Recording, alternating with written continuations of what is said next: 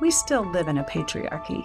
There's no denying it. And our culture is in crisis on many levels. I think one of the most revolutionary things we can do as women is to have self-compassion, to do the hard work of healing so that we can reclaim our lives, we can claim our bodies, and then we can then be of service to each other and to the world when we've done so. And this self-compassion, I believe, is the key to unlock all the doors. Hello, everyone. Welcome to Women Awakening. I'm your host, Cynthia James, and I'm really grateful to be here with you right this moment. I believe there's a lot going on in the world, and that there is an extraordinary importance to bringing our women's voices, to absolutely standing in the power and the presence of who we've come here to be. And so, that's why I do this show, because it's a space for extraordinary women from around the globe to step forward to share their wisdom and their courage and their dedication and to uplift the well-being of women everywhere. I happen to work with leaders and teams and a lot of women, and I train coaches in emotional integration techniques. And so I support individuals who are ready to step up, thrive, and live their most authentic lives. At the end of the show, I'll tell you a little bit more about it. With the voices of women emerging, their visions are coming. Their leadership is coming. It's all rising in a powerful way. I'm really grateful to be a conduit to introduce you to remarkable change makers and their stories of transformation, resilience, and impact. You can find Women Awakening with Cynthia James on every platform, as well as video on YouTube. Please share these conversations, subscribe, and leave a review. Your reviews really make a difference in helping us reach more women around the world. You can also connect with me on my website, cynthiajames.net. I have a newsletter. I have a vibrant private community and many offerings to support you in your fullest expression. So I want to introduce you to my guest today. I'm very excited to be with her today to talk about something that is really on the minds of so many people. Her name is Darci Meyers, and she has an MA and is a registered psychotherapist. She's certified in Hakomi therapist, and she's a Buddhist chaplain. Her work focuses on creating sacred spaces of healing and transformation, grounded in mindfulness-based work, somatic, and trauma-informed approach. She's trained as a chaplain in clinical pastoral education and has worked in hospice and palliative care for over 15 years, inspired by her mother's death early in 2002. She was the founding director of the Spiritual Care Center in Southwest Ireland, a Buddhist-based palliative care center for the terminally ill and their families. And she's served as faculty in Repressed contemplative end-of-life care program, and it was offered through Naropa University. And as a facilitator in Naropa's first psychedelic-assisted therapy certified program, it launched her into a whole new way of being. She recognizes the transformative quality of this kind of work to heal all aspects of life. And so she's trained in MAPS, Multidisciplinary Association of Psychedelic Studies, and an MDMA, Assisted Psychotherapy as a psychedelic guide. I am so grateful for you to be here, Darci. Thank you. Oh, thank you, Cynthia. It's such a pleasure to be here. I have been a long time admirer of you and your work, and I'm so grateful that you are bringing this and your voice to women. And I love this theme of women awakening. So I'm glad that I could be here. Thank you. Me too. So I want to start with how you were born and how you were brought up.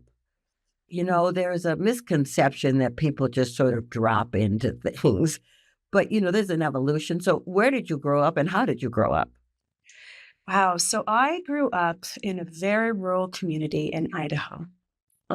And I come from a very loving family, a big family, this integration of Italian and Irish heritage, and a lot of activity, a lot of love in my family system, and a lot of trauma. I come from a family with intergenerational sexual trauma and alcoholism, and I experienced that trauma as a very young child. And I've always been a very deeply spiritual person. For whatever reason, I came in with that. That has been a support for me through my life. And having connection with the unseen realms and the divine has really held me, and it held me through the darkest part of my childhood. I also repressed these memories of sexual abuse until I left home, having to be able to get up and go to school and take care of things and be a person in the world. And at the same time, I knew I was deeply loved. So there was such a interesting contradiction in this family system. I remember both of my parents really encouraging me to be adventurous and encouraging me to do the things that I want to do. And I played sports and I did a lot of activities and was well supported in those things. Particularly my mom, she'd always say, you can do anything a boy can do. Coming out of her life as a young person and, the patriarchal system that we live in. And those things helped me and shaped me. But I had a lot of healing to do coming out of this childhood. And that really is what catapulted me into this work. I started my own healing work as soon as I left home. I had to try to understand what was happening in my system and the ways that I was acting out sexually and these impulses and traumas and my relational challenges. And I had the great fortune of attending the California Institute of Integral Studies in the 1990s and was introduced to psychedelics as a modality of healing. I had done a little bit recreationally, but not significantly.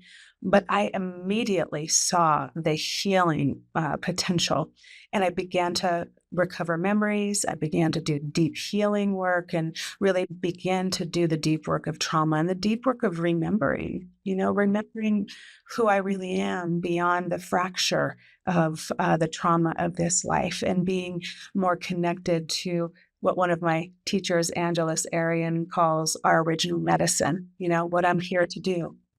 Yeah.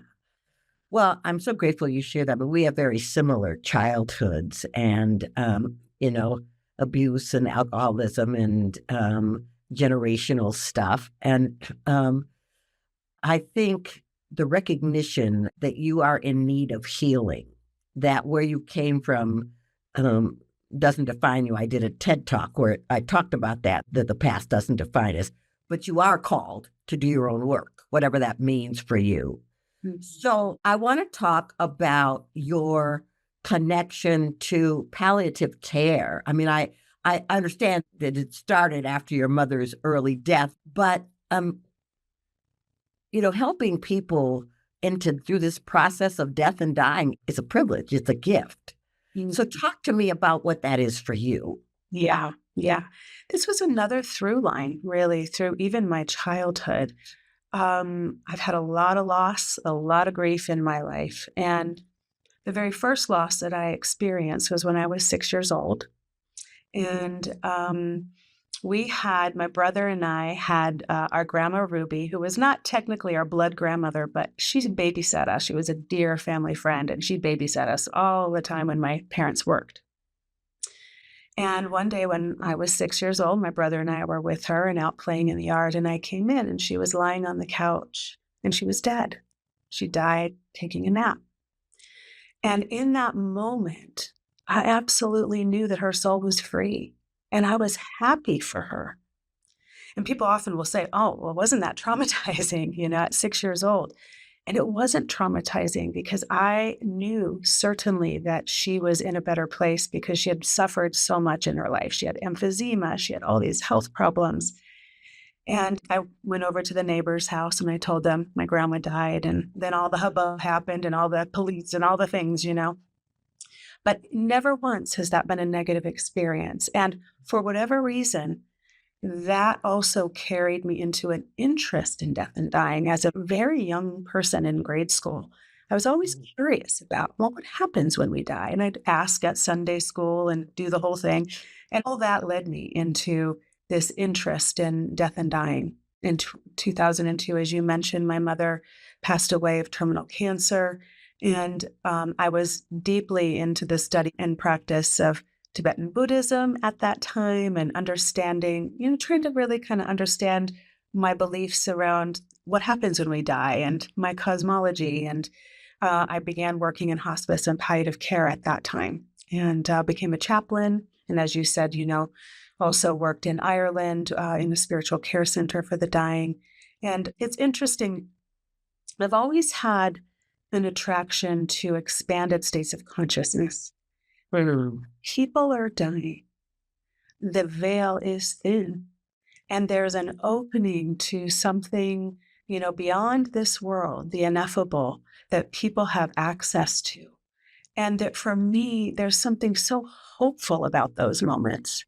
So incredibly hopeful to absolutely feel and know this is not the end. This is a great transition, but this is not the end. And that's where I feel like psychedelic work and death and dying really, are operating kind of within the same field of expanded awareness. Yeah. And I really want to talk about psychedelics because, I think people are confused. I mean, early 1900s, people have been exploring it, the impact on health and well-being. And, now in certain places, it's becoming legal to do this kind of work with people. But I want to talk about, because there's so many elements to this. I mean, they're doing PTSD. I mean, they're doing work with soldiers and stuff who've had extraordinary PTSD with psychedelics. And, and then there's the people over here on the other side who are just doing it so that they can kind of hang out and play with stuff. But why is it important? And talk about the evolution of this work. Yeah. Yeah. I'm so glad you asked that question because there are a lot of misconceptions. And one of the misconceptions I'm just going to name is that this is a panacea and it helps everybody. And that is not true. There are certain contraindications for this kind of work. And so understanding what it is, where it comes from, can be very helpful. At the same time, there's amazing research available to us today to really understand the way that psychedelics impact the brain and the system. Now, at least in this country, really, it wasn't until the 50s that we began to look into or have exposure to psychedelics when Gordon Wasson went to Mexico and worked with Maria Sabina, and of course, then exposed her in this Life magazine article back then and created a lot of difficulty for her and her community because she was sharing indigenous wisdom about working with the sacred mushrooms, Los Niños Santos. And, as we do in this culture and of colonization and commodification, we're a very extractive model. We take that wisdom and how are we going to use this for ourselves to benefit ourselves? And I do think there are good conversations happening now about how to engage with more traditional and indigenous medicine in a respectful, non-extractive way. Yes. And there are lots of different psychedelics. We're lucky here in Colorado that mushrooms are now legal. Psilocybin mushrooms are now legal for therapeutic and personal use. And we're beginning to understand what happens in the brain using psilocybin mushrooms along with a lot of other compounds. And the main thing that happens is our default mode network is turned off or turned down. And this default mode network are habitual patterns and strategies, those things we learn at a very young age, that this is how we have to be in the world. This is what's expected of us. And then it becomes unconscious. And in this system is often where we have negative self-talk, negative beliefs about ourselves, so ways that we treat ourselves based on our histories and traumas. And when those things get turned down in the brain, everything else gets lit up. And suddenly there are options that were not available to us anymore. I always say these medicines show us how we're organized. They show us what we do, right? Like, this is why I am choosing to be in relationship with people who are unavailable, right? Yeah. You start to see the behaviors, the patterns, the lenses by which we, through which we see the world. And it's so the benefits for change are just extraordinary.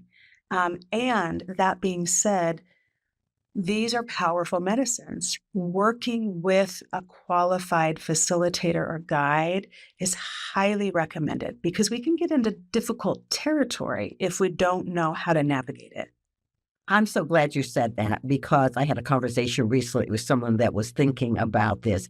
And I said to them, I would encourage you to do this with someone who can guide you because you don't know necessarily the impact on your chemistry. You don't know the impact on how you will respond, you know. That's Because right. I know that, in the 60s and the 70s, people were experimenting with all kinds of stuff. It's not the same today.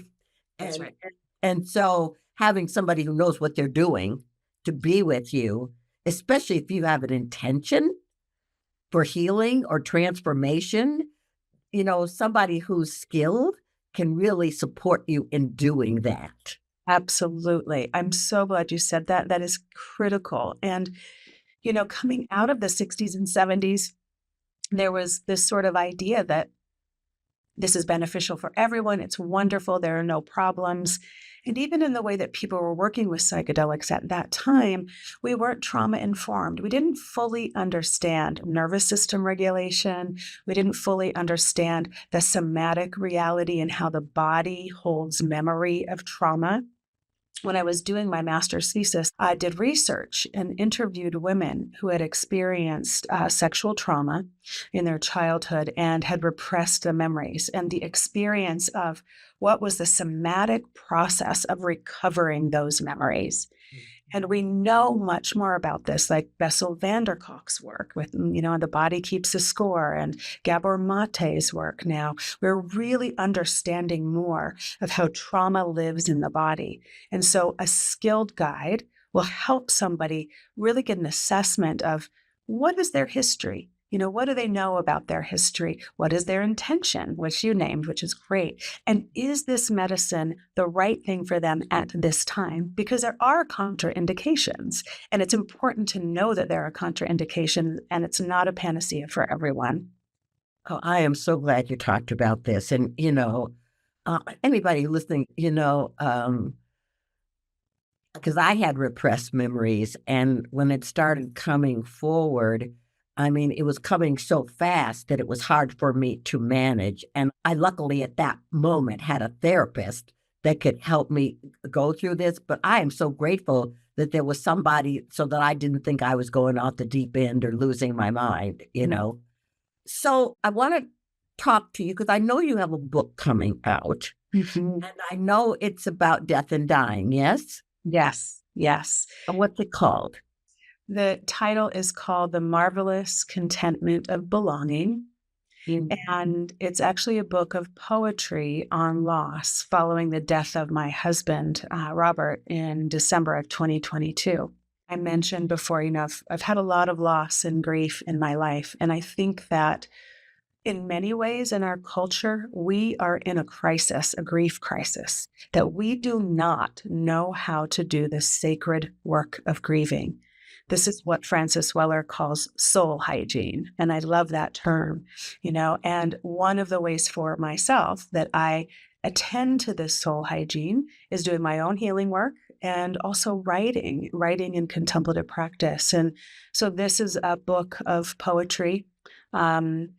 Based on as I said, the loss of my husband. And The Marvelous Contentment of Belonging is a title that is really close to my heart because he said these words to me the moment that he died, right before he died. He was sharing with me, as people often do when that veil is thin, with absolute clarity. He was sharing his love for me and his appreciation. And one of the things that I've recognized that is part of healing for all of us is a sense of belonging to ourselves, to our purpose, to our calling, belonging to one another, belonging to the natural world, the animate world that we share. with all creatures. And I hope that this can be, in a small way, help other people who are grieving, which, the hard truth is we're all grieving, be able to process that grief. Oh, well, do you have one of your poems you could read to us? I do. I'd love to share one. Thank you. The title of this poem is Great Unraveling. Mm. The hummingbirds dine on the Russian sage blossoms again, morning, banquet, delight. There's a sense of something changing, though, subtle but recognizable, just on the other side of fruition. Something about the stillness this early autumn morning says, get ready. Noticeably different than yesterday. A veil of high clouds is an opaque buffer, offering encouragement to pause. A lone mosquito on the window seems slow, almost disoriented.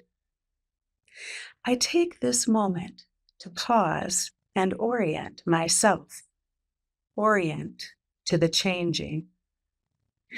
I've lived enough seasons to know nothing ever stays the same. There's comfort in the slow changing. It gives a body time to adjust gently. It's those abrupt, sudden changes that disorient, confuse. I'll continue to let go slowly, knowing something new is on its way. To breathe in the changing mountain air and smell the aspen leaves drying, knowing they will return again. The silver strands of hair growing more prominent with time, lines around eyes say, I've lived, I've loved, I've lost. And I keep on living until the great unraveling, the letting go that does not return with the change of season. Oh, that's beautiful. Really beautiful. Thank you. Darci, tell me how people find you. Thank you. Well, they can find me on my website. I'm not on any social media yet, but my website is my name, darcimeyers.com. That's DarciMeyers.com. Beautiful. I ask the same last question of every guest. This show is called Women Awakening. What do you think is the most important thing about women awakening in this moment on the planet? Yeah. The first thing I'll say is we still live in a patriarchy. There's no denying it. And our culture is in crisis on many, many, many levels. And I think one of the most revolutionary things we can do as women, particularly, is to have self-compassion, to do the hard work of healing so that we can reclaim our lives, we can claim our bodies, and then we can then be of service to each other and to the world when we've done so. And this self-compassion, I believe, is the key to unlock all the doors. And again, it goes back to that, I believe, our original medicine, that force that is within us, that is always reaching toward wholeness is here. And by having self-compassion, by trusting that force within us, that wisdom of our own system and our own body, with self-compassion, we could be change agents in the world. Beautiful. Thank you so much. And Darci, thank you so much for being here and for the work that you do. It's so important and necessary. I really, too, just like you, believe that, we're living in a culture that's grieving and doesn't necessarily know how to do it. Mm-hmm. Yeah. So thank you for being here. Thank you. And thank you so much for your important work. May it continue to be a vast benefit. Thank you. Mm-hmm. Okay, everyone. I guess what I want to say to you in this moment is I want to thank you for being here, for joining the powerful conversations on Women Awakening. I really want you to walk away feeling inspired and encouraged and touched and reminded of how incredible you are and what amazing power lives within you, within all of us. These stories and these conversations are an invitation for you to awaken, to bring your vision, your purpose, your passion, and your unique gifts to the world. And so I just want you to know that I'm always here to support you if you want to go deeper. I work with leaders and I train coaches in emotional integration. And I have a new coach class that's coming up in January of 26. And so if you're a coach or a therapist, go to cynthiajames.net, look under coaching and see if it calls you. Please remember to subscribe. Share your episodes, these episodes, the ones that inspire you with women in your life, and leave a review because it's really important for me to share these extraordinary voices with women around the world. You can look for Women Awakening with Cynthia James on YouTube and all the platforms.